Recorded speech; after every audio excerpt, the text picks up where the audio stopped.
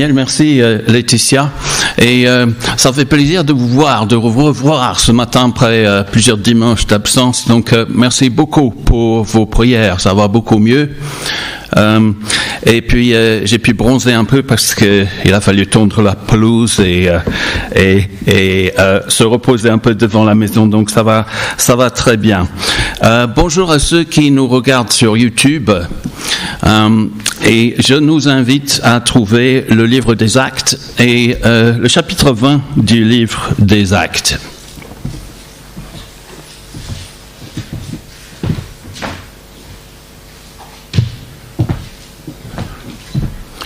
J'ai préparé un petit PowerPoint, mais ça va être un pauvre point parce que j'ai pas eu le temps de faire grand-chose avec le PowerPoint, mais au moins on va pouvoir se situer. Donc je crois qu'il y a la référence donc, au passage, je pense que ça va devenir Actes chapitre 20. On vous remercie beaucoup pour votre aide aux aspects techniques.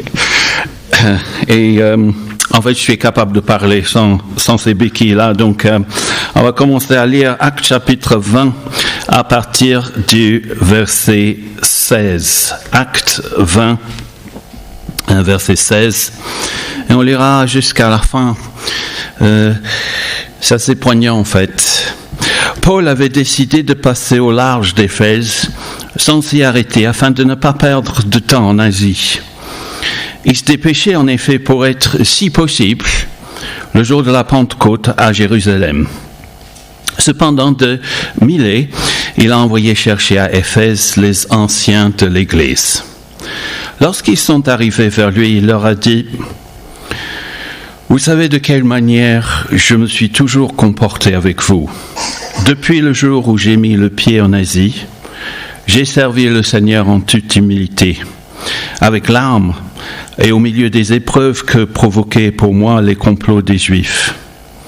Vous savez que sans rien cacher, je vous ai annoncé et enseigné tout ce qui vous était utile, en public et dans les maisons, en appelant les Juifs et les non-Juifs à changer d'attitude, en se tournant vers Dieu et à croire en notre Seigneur Jésus-Christ. Et maintenant, voici que lié par l'Esprit, je vais à Jérusalem sans savoir ce qui m'y arrivera. Je sais seulement que, de ville en ville, l'Esprit Saint m'avertit que des liens et des souffrances m'attendent.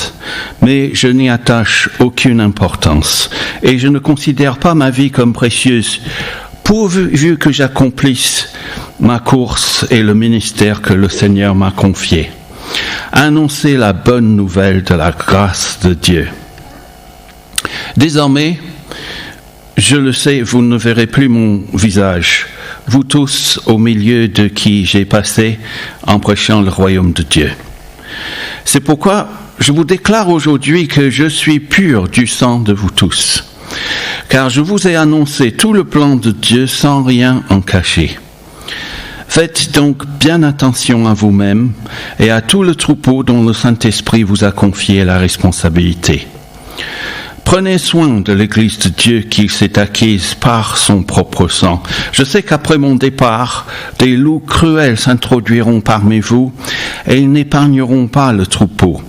De vos propres rangs surgiront des hommes qui donneront des enseignements pervertis pour entraîner les disciples à leur suite. Restez donc vigilants. Souvenez-vous que durant 3 ans, nuit et jour, je n'ai pas cessé d'avertir avec larmes chacun de vous.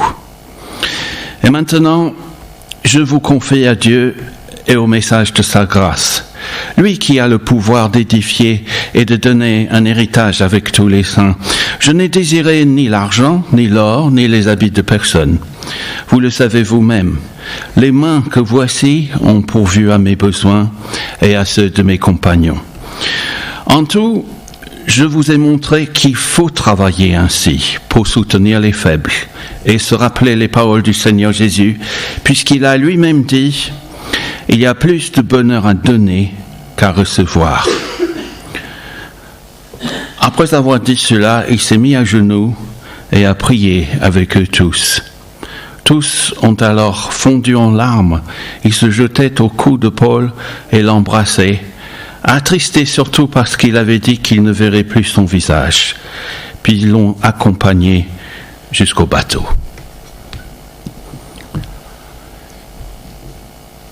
Dimanche prochain, il faudra voter à nouveau. Il faudra voter à nouveau si vous êtes membre de l'association cultuelle de cette église.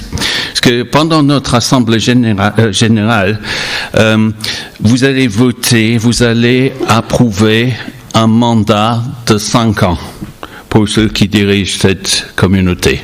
Enfin, pour certains qui renouvellent ce mandat, pour certains qui se joignent à nous. Et le passage de ce matin nous montre le travail que font les anciens, ceux qui dirigent une église locale. Et dans Acte 20, c'est le dernier voyage de Paul dans la région d'Éphèse. Il a beaucoup de projets après, mais il y a beaucoup d'émotions parce que il sait que ces projets ne l'amèneront plus à revoir ces personnes tant aimées qui ont dirigé l'église qu'il avait mise en place pendant 3 années. Eh bien, je vais vous montrer prochaine diapo. Oh wow, c'est un peu le bazar là. J'avais une carte à vous montrer. Elle arrive. Ah, merci beaucoup. C'est pas grave, on est en... ça, oui, c'est pas mauvais ça. Donc je prends le micro. Sinon ceux qui nous regardent sur YouTube ne comprendront rien du tout. Donc,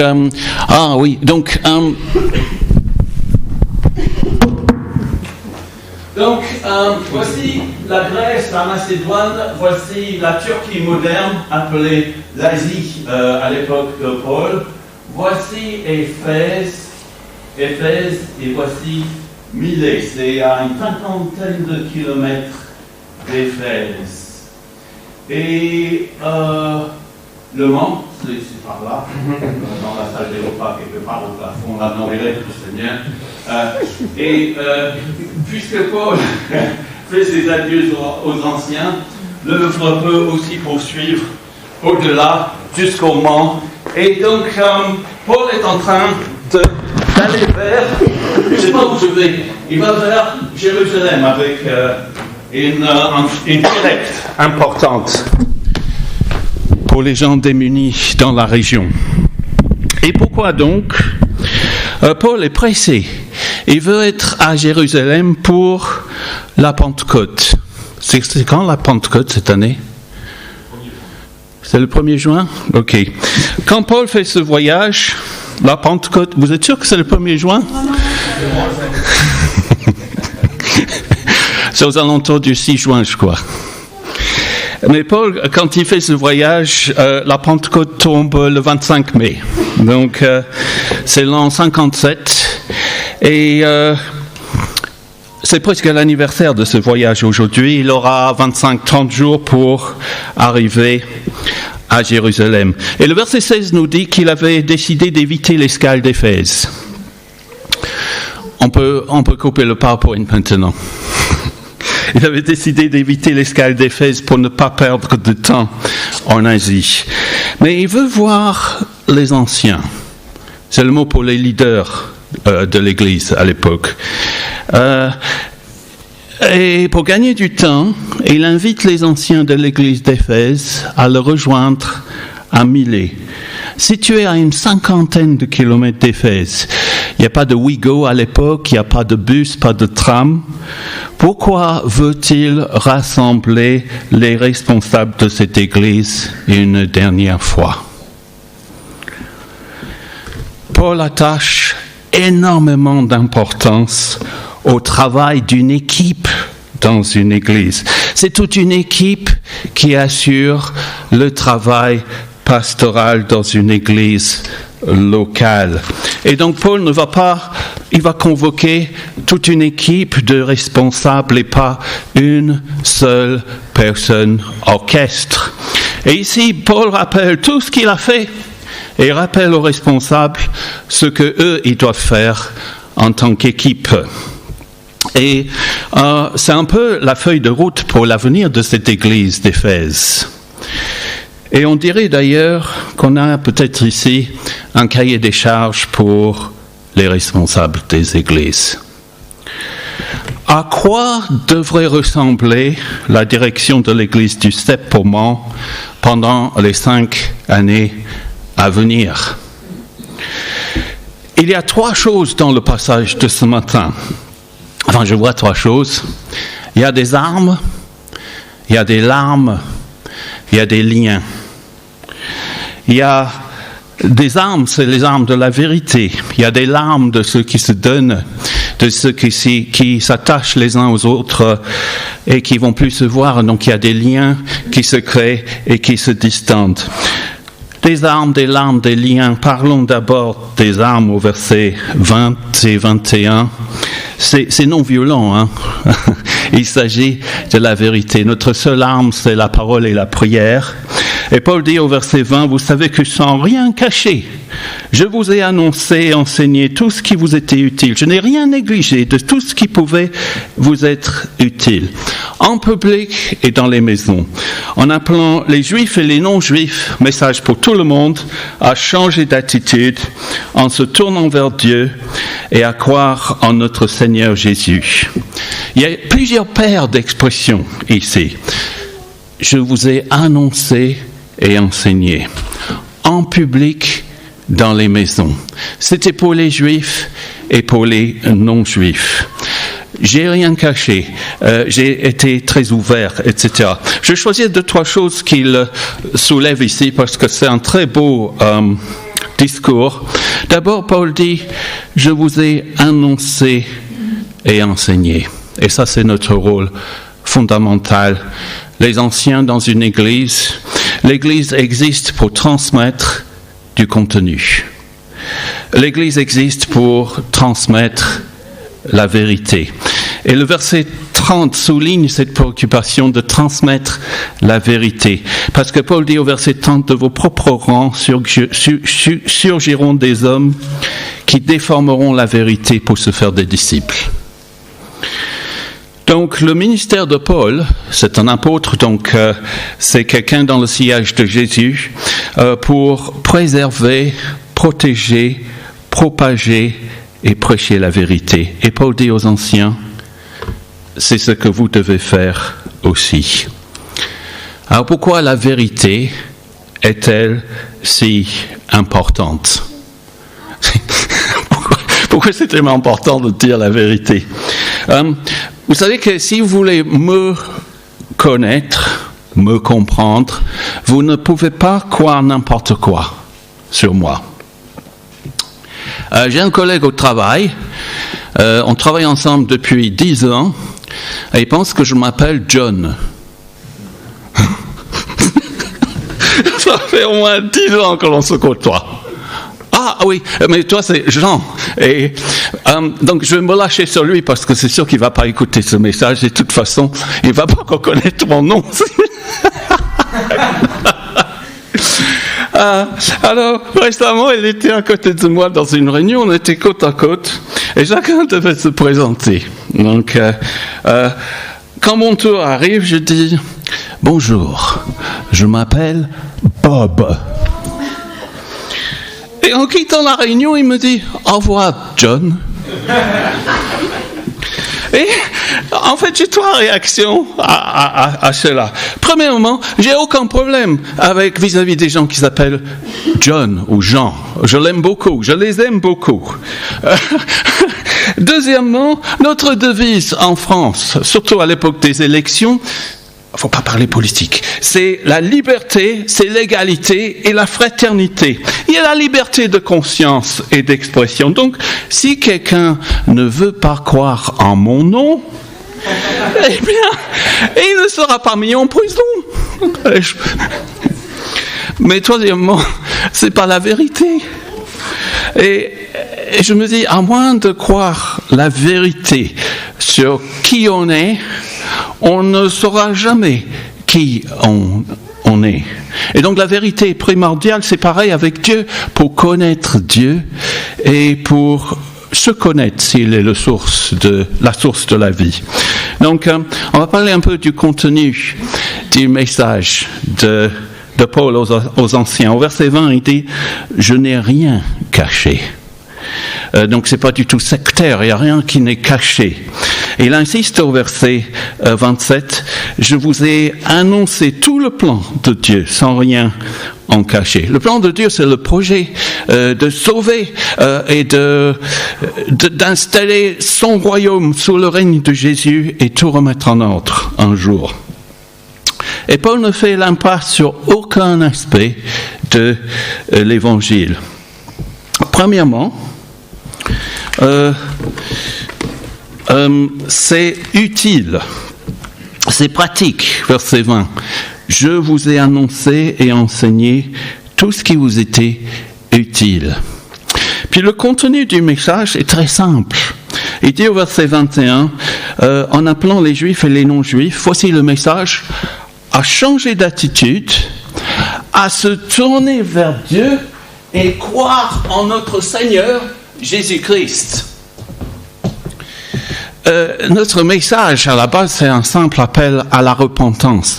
Et c'est pas que pour les incroyants. Donc,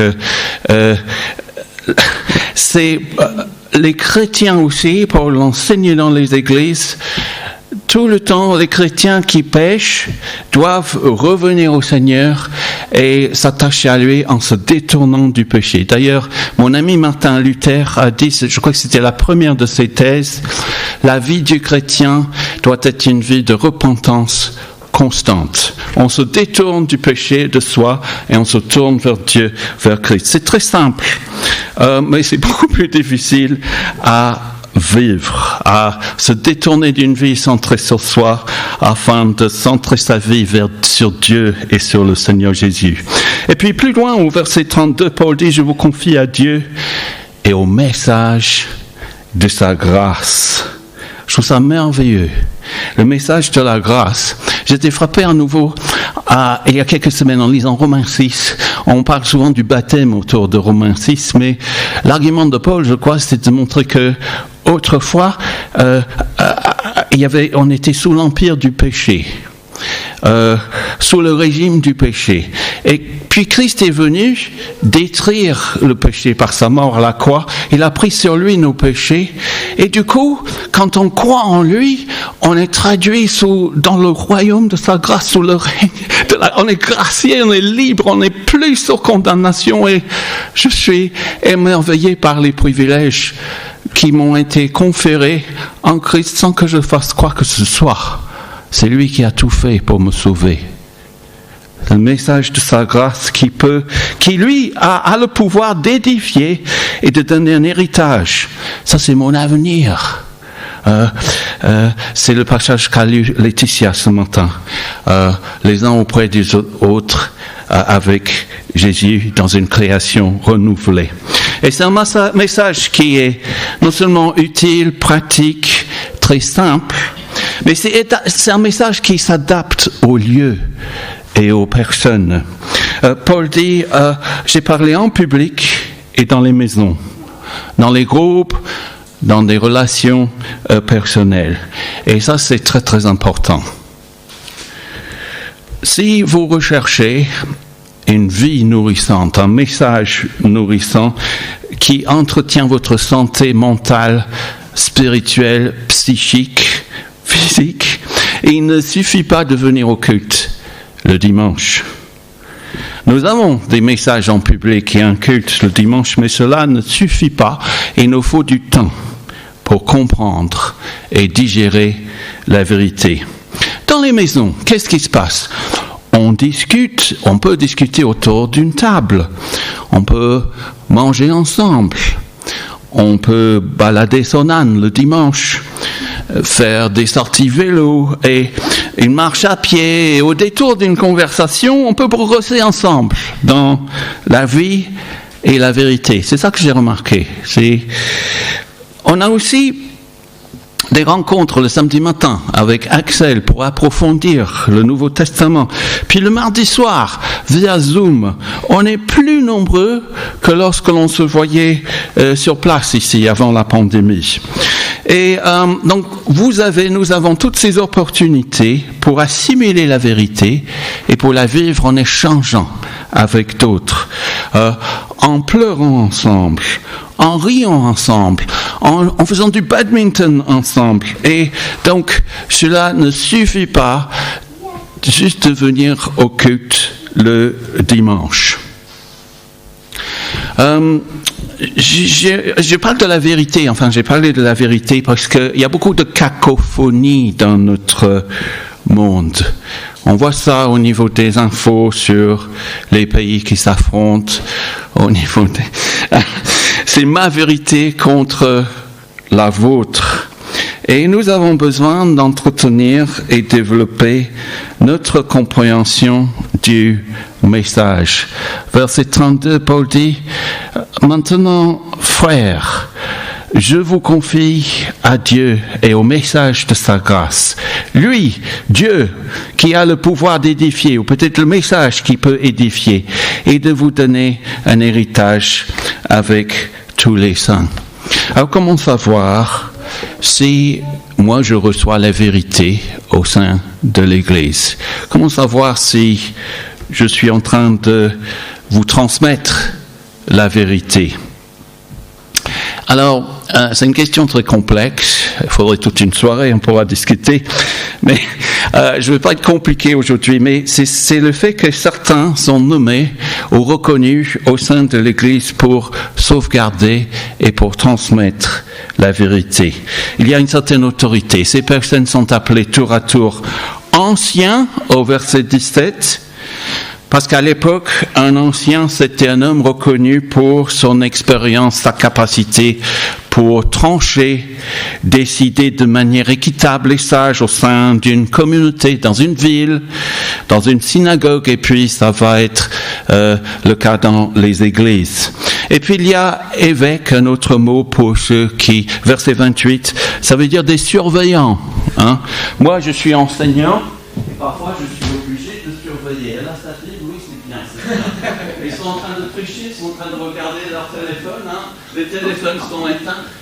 Et tout ça, ça fait partie, on est obligé de surveiller pour le bien-être de tous.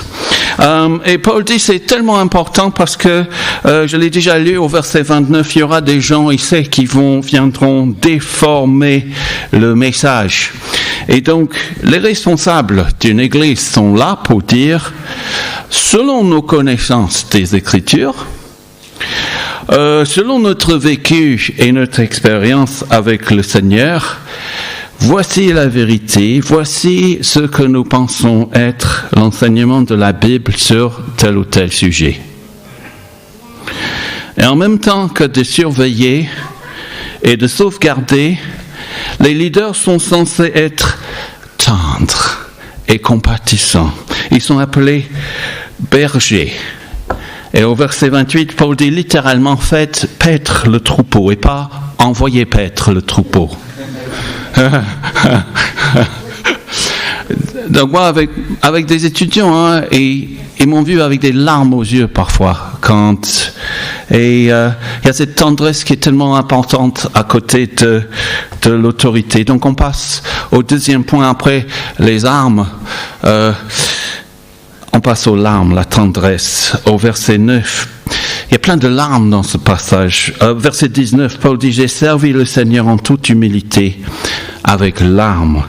Et puis au verset 31, durant 3 ans, nuit et jour, je n'ai pas cessé d'avertir avec larmes chacun d'entre vous. Et ça ressemble beaucoup, si vous connaissez bien la Bible, cela ressemble beaucoup à ce que Paul dit aux Corinthiens, en fait. Cette vulnérabilité, quand il dit à une église très différente, il dit « J'étais faible, craintif et tout tremblant chez vous. Ma parole et ma prédication ne reposaient pas sur les discours persuasifs de la sagesse humaine, mais sur une démonstration d'esprit et de puissance. » Il y a des ressemblances avec Jésus ici. Comme Jésus, Paul, pendant 3 ans, a été avec les anciens, nuit et jour. Et Et dans cet environnement-là, Jésus et Paul ont montré tous les détails de leur vie. Et donc on est très différents par rapport à notre culture. Oh, j'ai ma vie privée. Vous ne savez pas grand-chose sur ma vie privée. Vous ne voyez pas grand-chose, en fait.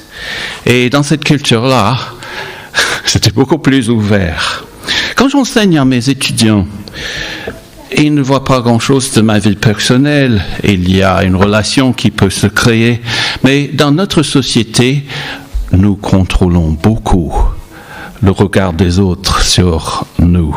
Avec les réseaux sociaux, on contrôle et on soigne l'image que l'on veut projeter aux autres.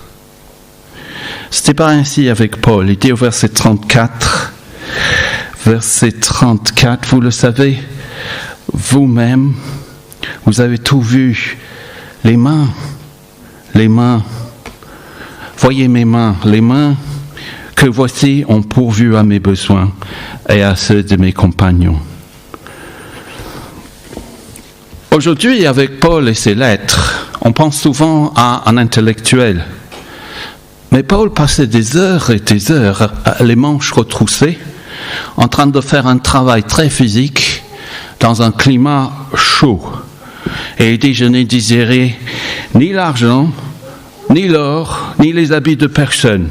Vous le savez, les mains ont pourvu à mes besoins et à ceux de mes compagnons.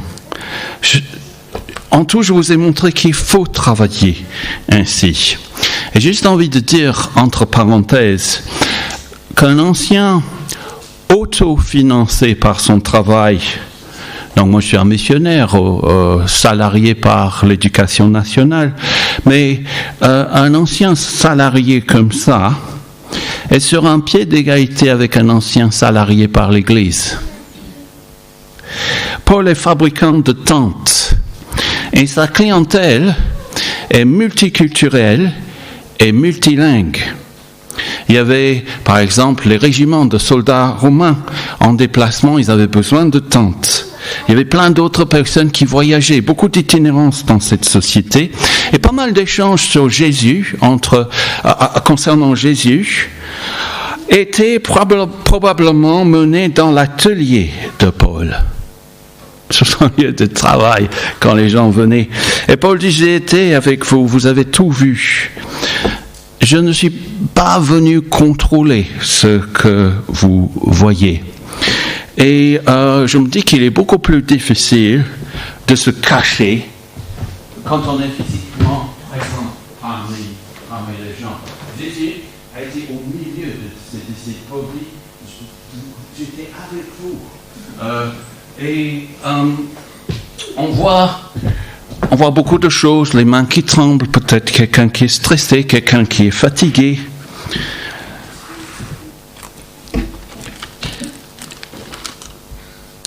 Je vais vous montrer mes mains. Elles sont plutôt blanches, parce que j'ai fait beaucoup de choses avec le cœur et la tête. Ma spécialité, c'est de travailler sur des textes depuis des années. Avec la tête, mais je vais exposer quelques détails que vous ne voyez pas. Vous ne savez pas si je dis la vérité ou pas.